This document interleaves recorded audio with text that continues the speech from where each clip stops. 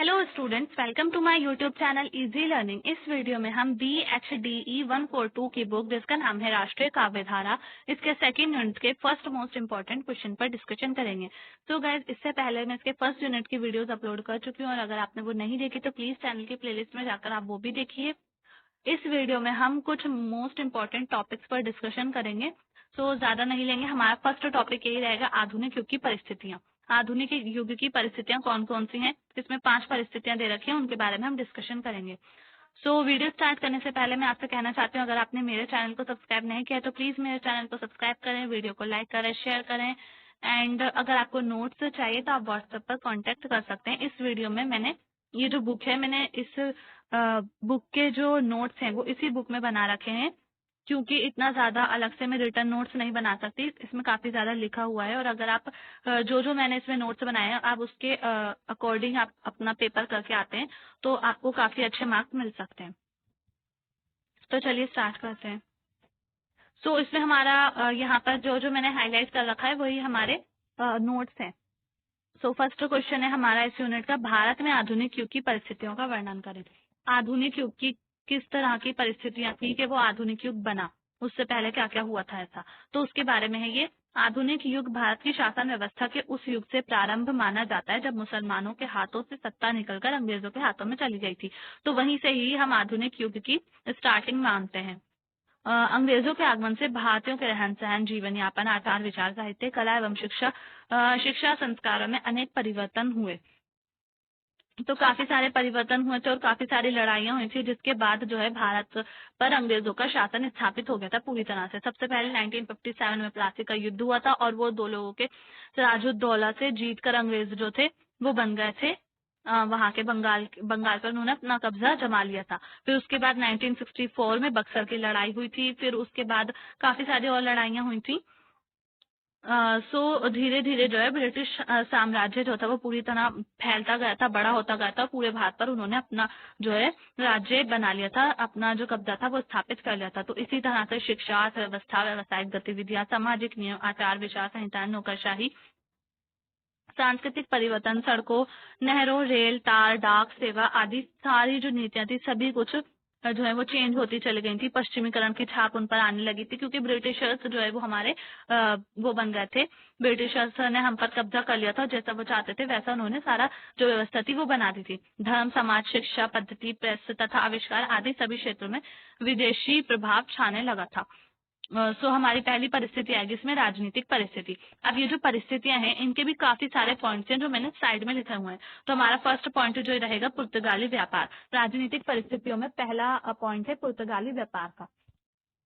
तो जो ब्रिटिशर्स जो थे, राजनीतिक परिस्थितियों में हम यही पढ़ेंगे कि जो ब्रिटिशर्स थे वो हमारे देश पर किस तरह से वो आए थे, क्यों आए थे, किस तरह से उन्होंने कब्जा करना शुरू कर लिया था। तो मैं ज्यादा डीपली नहीं बताऊंगी क्योंकि काफी सारा इसमें लिखा हुआ है और इजीली पढ़कर ही समझ में आ जाएगा। व्यापार के लिए इन जातियों का, कौन कौन सी जातियां थी यहाँ पर, सबसे पहले यूरोपीय जातियां जो थी वो व्यापार के लिए यहाँ पे आई थी। तो भारत के पश्चिमी तट पर इन्होंने अपने जलयानों द्वारा 15वीं शताब्दी के अंतिम चरण से ये आना शुरू कर दिया था। और पहले जो आए थे यहाँ पर पुर्तगाली आए थे। पुर्तगाली वास्को डी गामा पहला यूरोपीय व्यापारी था जो अफ्रीका महाद्वीप की परिक्रमा करते हुए 1498 को दक्षिणी भारत के केरल प्रदेश में समुद्री तटवर्ती नगर कोचीन कालीकट पहुंचा।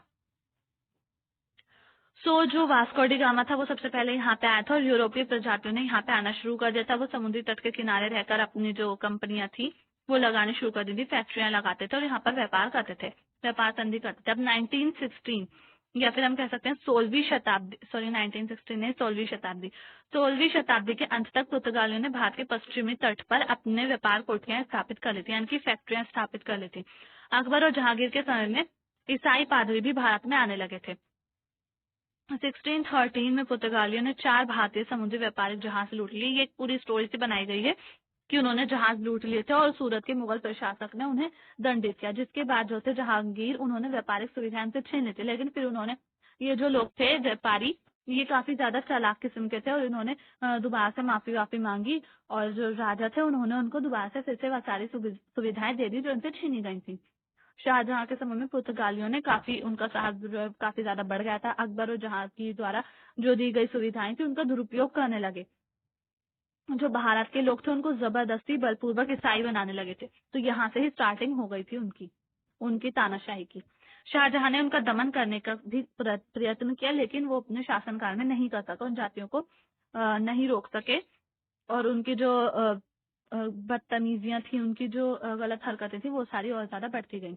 तो शिवाजी का जब शासनकाल आया तभी पुर्तगालियों ने भारत के पश्चिमी तट पर अपनी शक्ति बढ़ाने का प्रयत्न किया। सो हमारा फर्स्ट पॉइंट कंप्लीट हो चुका है। अब इसके बाद हमारा इसमें से कुछ भी नहीं है। यहाँ पर है हमारा सेकंड पॉइंट, ब्रिटिश साम्राज्य की नींव। तो ब्रिटिश साम्राज्य की नींव कहाँ से पड़ी थी? 1615 में इंग्लैंड के एक शासक थे जेम्स प्रथम, सर टॉमस रो को उन्होंने जो है भारत में भेजा, ताकि जो ब्रिटिशर्स हैं वो भी अपनी व्यापारिक जो सुविधाएं थी वो यहाँ पर प्राप्त कर ले और अपनी फैक्ट्रियां लगा ले। क्योंकि यहाँ पर पुर्तगाली पहले से ही थे, तो वो नहीं चाहते थे कि वो पुर्तगालियों को ज्यादा शक्ति मिल सके। तो इसलिए उन्होंने भारत अपने देश के एक इंसान को भेजा, सर टॉमस रो। तो इनको भेजा था। अंग्रेजों ने सूरत तथा अन्य कई नगरों में व्यापारिक कोठियां प्राप्त कर ली। सर टॉमस रो ने आसफ खां को भेंट नजराना देकर ही अपने उद्देश्य की पूर्ति की थी, और ये यहाँ से ब्रिटिश साम्राज्य की नींव पड़ गई। तो सर टॉमस रो जो थे, उन्होंने आसफ खां एक राजा थे वहां के, उस जगह के जहाँ पर वो थे, तो वहां पर उनको कुछ भेंटें दी, गिफ्ट वगैरह दिए, और उनसे जो है अपनी जो सुविधाएं थी वो प्राप्त कर ली, और वहीं से ब्रिटिश साम्राज्य की नींव पड़ गई थी। अब इसके बाद उन्होंने क्या क्या किया? अंतिम राष्ट्रीय मुक्ति संग्राम।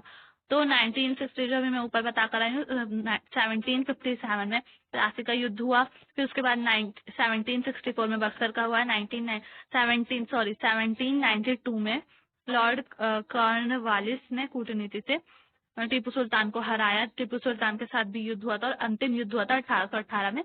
तो 4 युद्धों के बाद अंतिम राष्ट्रीय मुक्ति संग्राम जो था वो खत्म हो चुका था पूरी तरह से। अब भारत जो था वो कमजोर हो चुका था, और ब्रिटिशर्स का यहाँ पर कब्जा पूरी तरह से स्थापित हो चुका था। विलय का सिद्धांत वही सिद्धांत है, डॉक्ट्रिन ऑफ लैप्स।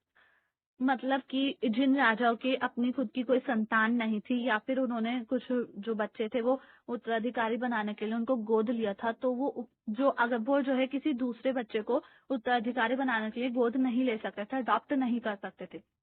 और ये जो है ये सिद्धांत एक तरह से बना दिया था ब्रिटिशर्स ने, जिनकी कोई संतान नहीं होगी, उनका जो राज्य होगा, उनका जो साम्राज्य होगा, उसको वो अपने साथ मिला लेंगे।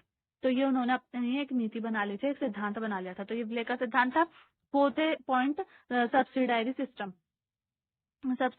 सिस्टम या फिर सहायक सेना एवं पद्धति के रूप में एक और कूटनीति चलाई गई। सब्सिडायरी सिस्टम में ये होता था कि जो भारत के जो राज्य होते थे, उनकी जो सेनाएं होती थी, उनको ब्रिटिशर्स ने अपने अंडर करना शुरू कर दिया। मतलब कि जो सेना होती थी उसके लिए भी जो राजा होते थे, अगर वो जो ब्रिटिशर्स होते थे भारत के ही लोगों को अपने साथ मिलाकर, और जो राजाओं को भारत की सेना को राजा को देते थे उनके रक्षा के लिए, और जो भारत के राजा होते थे वो उनको उनका टैक्स भी देते थे। तो ये सब्सिडायरी सिस्टम हो गया था। अब इसके बाद भौतिक सुविधाएं, तो काफी सारी भौतिक सुविधाएं भी उनको मिलने लगी थी, जैसे कि भारत में रेल, तार, डाक व्यवस्था शुरू कर दी गई थी। भाषा के माध्यम से भारत में शिक्षा के लिए भी प्रसार करने लगे थे, और भारत के विकास में भी भारत का विकास करने के लिए उन्होंने काफी सारी चीजें की थी। अब इसके बाद नेक्स्ट जो पॉइंट है हमारा 1857 का स्वाधीनता संग्राम। तो 1857 में क्या क्या हुआ था ये आप सबको बहुत अच्छे से पता होगा, और अगर नहीं पता है मैं दोबारा से बता रही हूँ इसमें। भारतीय जनता की ब्रिटिश साम्राज्य को समाप्त कर स्वाधीनता प्राप्त करने की एक सुनियोजित जन क्रांति थी। तो 1857 जो था उसमें सभी लोगों ने, भारत में जो अलग अलग राज्य थे उनमें सभी जो जनता थी उसने भी इस क्रांति में भाग लिया था। बहादुर शाह जफर, झांसी की रानी लक्ष्मीबाई, बिहार के राजा कुंवर सिंह, अमर सिंह, परम देशभक्त तात्या टोपे, इन सभी लोगों ने जो है इस जो क्रांति हुई थी उसमें भाग लिया था। लेकिन कुछ ऐसे लोग थे जिन्होंने इन्हीं अपने देश के लोगों के साथ गद्दारी की और अंग्रेजों के साथ मिलकर उनको पकड़वा दिया। तो इसलिए जो स्वाधीनता संग्राम था ये दब गया था उस समय में। तो सबसे पहले यहाँ से स्वाधीनता संग्राम के जो प्रेरक थे वो नाना साहब थे। वो नहीं चाहते थे, उनकी जो थी पेंशन आती थी, और जो अंग्रेज थे उन्होंने उनसे उनकी पेंशन भी छीन ली थी। इसके लिए इनको बहुत ज्यादा गुस्सा आया था। नाना साहेब जो थे दुंदू पंत, तो उन्होंने एक यात्रा की थी, और इस यात्रा में उन्होंने मतलब कि तीर्थ यात्रा कहा जाता है इसमें, कि तीर्थ यात्रा की थी, और जो अलग अलग राज्य थे, अलग अलग जो एक तरह से हम कह सकते हैं जिसमें राज्य थे जिस पर अलग अलग राजा शासन करते थे, उनके पास जाकर और रानियों के पास जाकर इन्होंने उनसे ये कहा कि अंग्रेजों को इस देश से बाहर निकालने के लिए हमें क्रांति करेंगे। तो उस क्रांति का जो दिन था, इन्होंने 31 मई 1857 का दिन इन्होंने निर्धारित किया था इन सभी ने मिलकर। लेकिन क्या हुआ, एक और घटना घटी यहाँ पर, कि जो 29 मार्च को इन्होंने 2 दिन पहले ही जो लोग थे, जो सेना थी, मंगल पांडे जो थे, उन्होंने जो है युद्ध छेड़ दिया। और युद्ध कह सकते हैं, फिर हम क्रांति कह सकते हैं, क्रांति छेड़ दी, उन्होंने क्रांति करनी शुरू कर दी। क्योंकि जो अंग्रेज थे उन्होंने एक और चीज की थी कि जो उनके जो बंदूकें थी, या फिर इसमें कुछ और नाम दे रखा है शायद, हाँ इसमें कारतूस दे रखा है, कारतूसों में उन्होंने पीआईजी की चर्बी मिलानी शुरू कर दी थी। तो इसलिए जो है, जो मंगल पांडे थे, सिपाही जो थे मंगल पांडे, उन्होंने 3 अंग्रेज अधिकारियों को गोलियों से मार दिया था। तो इसके जवाब में जो है अंग्रेजों ने मंगल पांडे को फांसी पर लटका दिया। और फांसी पर लटका, जब उन्होंने अंग्रेजों ने मंगल पांडे को फांसी पर लटका दिया, तो सारी सेना जो थी वो भड़क गई थी, और वो लोग जो है, उन्होंने जो है 10 मई 1857 को ईस्ट इंडिया कंपनी की मेरठ में तैनात भारतीय पलटनों ने भी खुला विद्रोह कर दिया। तो यहाँ पर जो है विद्रोह शुरू होने लगे थे। और जो यहाँ ये जो विद्रोह था 1857 में, ये अलग अलग जगहों पर अलग अलग टाइम में शुरू हुए थे। तो इसलिए ये लोग जो थे, ये विद्रोह काफी ज्यादा बड़े पैमाने पर हुए थे, ये क्रांति काफी ज्यादा बड़े पैमाने पर हुई थी, लेकिन अलग अलग टाइम में अलग अलग जगहों पर हुई थी। तो इसलिए सक्सेस नहीं मिल पाया था। अगर एक ही समय में एक ही वक्त में होती तो शायद सक्सेस मिल पाता। तो फूट डालो और रात करो की नीति इन्होंने अपनाई थी। और उसके बाद बहादुर शाह जफर, तो सबसे पहले बहादुर शाह जफर को बंदी बनाकर यहाँ से निर्वासित कर दिया था, आजीवन कारावास के लिए रंगून भेज दिया गया था। 1863 में वहीं उनका देहांत हो गया था। फिर उसके बाद रानी लक्ष्मीबाई की, झांसी की रानी जो थी रानी लक्ष्मीबाई, उनकी बारी आई। उनको भी अंग्रेजों ने पकड़ना चाहते थे, लेकिन वो उनकी पकड़ में नहीं आई, और वो खुद ही उन्होंने अपनी मृत्यु को स्वीकार किया अंग्रेजों से बचकर। फिर तात्या टोपे के साथ भी ऐसा ही हुआ था। एक जो गद्दार थे, उन्होंने उनको धोखे से पकड़ लिया था तात्या टोपे को, और फिर जो है अंग्रेजों के हवाले कर दिया था। तो इस तरह से तात्या टोपे की भी मृत्यु हो गई थी। 18 अप्रैल 1859 को उनको भी फांसी दे दी गई। तो यहाँ पर जो है हमारा 1857 का जो युद्ध था उसका समाप्ति हो जाती है। अब इसके बाद हमारी आर्थिक परिस्थितियां आती हैं। तो आर्थिक परिस्थितियां किस प्रकार की थी, यहाँ पर जो भारत था एक कृषि जीवी देश है, और इसकी उस समय में कृषि जीवी देश था, और अधिकतर जनसंख्या ग्रामवासी थी। तो यहाँ पर जो है काफी ज्यादा चीजें उगाई जाती थी, आबादी का संक्रमण होने लगा था। मतलब कि जो गांव के देश थे, गांव के जो लोग थे वो शहरों में आने शुरू हो गए थे। तो इस तरह से आबादी का संक्रमण होने लगा था। अंग्रेजी शासन के आरंभ पूर्वक ग्रामीण जनसंख्या का अनुपात और भी अधिक था। भारत के ग्राम आर्थिक रूप से स्वावलंबी और अपने आप में पूर्ण आर्थिक इकाई थे। वे शताब्दियों से उसी स्थिर और अपरिवर्तित रूप में चले आ रहे थे। मतलब कि स्थिर या फिर पूर्ण आर्थिक इकाई, क्योंकि भारत के जो गांव थे वहां पर इतनी ज्यादा चीजें बनाई जाती थी कि वहां पर जो वहां के गांव के लोग होते थे उनकी खुद ही उनकी सारी आवश्यकताएं अपने बनाई गई चीजों से ही पूरी हो जाती थी। तो इसलिए वो एक पूर्ण आर्थिक इकाई थे। भारत में जो है अंग्रेजों ने इस चीज का भी लाभ उठाया, और भारत से जो काफी सारी चीजें थी बड़े पैमाने पर उनको यहाँ से लूट लूट कर लेकर गए, और भारत को जो है आर्थिक तौर पर बहुत ज्यादा कमजोर कर दिया, और खुद जो शक्तिशाली हो गया। तो इस तरह से भारत जो था वो कमजोर हो गया, आर्थिक विकास भी भारत का रुक गया। क्योंकि भारत को जो है पुराने जमाने में सोने की चिड़िया कहा जाता था। तो अंग्रेज जो थे यहाँ से सारा सोना, सारी अच्छी अच्छी जो कीमती चीजें थी, पत्थर थे और हाथी के दांत वगैरह, इन सब चीजों से जो है वो बनाए जाते थे, सोने चांदी के बर्तन, या फिर उनके हार, जो रानियां होती थी उनके हार बनाए जाते थे, उनकी जो पहनने की चीजें होती थी ना श्रृंगारिक, तो वो बनाई जाती थी। तो वो सारी चीजें, मसाले, काफी सारी चीजें, जैसे यहाँ पर लिखा हुआ है नील, लाख, चीनी, सूती कपड़े, ये सारी चीजों का व्यापार करते थे, और ये सब यहाँ से वो मतलब चुरा चुरा कर भी लेकर गए थे। तो दिल्ली को जो है हाट बाजार, सॉरी, भारत को हाट बाजार भी कहा जाता था। तो यहाँ पर हमारी आर्थिक परिस्थितियां हो जाती हैं। अब इसके बाद आता है कच्चे औद्योगिक क्रांति के फलस्वरूप इंग्लैंड में कच्चे माल की, हाँ, इंग्लैंड में जब औद्योगिक क्रांति हुई तो इंग्लैंड में कच्चे माल की जो है मांग बढ़ गई, तो वो लोग जो थे अंग्रेज यहाँ से कच्चा माल ले जाने लगे थे और वो कच्चा माल यहीं पर ही वापस, जब वो कच्चा माल लेकर जाते थे और वापस बनवाकर उसको लाते थे तो यहाँ पर ही दुगने पैसों में वो बेचने लगे थे। तो इस तरह से उन्होंने यहाँ का बहुत फायदा उठाया था, आर्थिक रूप से कमजोर कर दिया था। जमींदारी प्रथा लागू कर दी थी। जमींदारी प्रथा लागू करने के बाद यहाँ पर अकाल भी पड़ गया था, जिसकी वजह से आर्थिक तौर पर भारत और ज्यादा कमजोर हो गया था। सो आई होप इस वीडियो को हम यहीं पर एंड करते हैं। आई होप ये आपको समझ में आया होगा। अगर आपको ये वीडियो पसंद आए तो प्लीज वीडियो को लाइक करें, शेयर करें, चैनल को सब्सक्राइब करना ना भूलें। थैंक्स।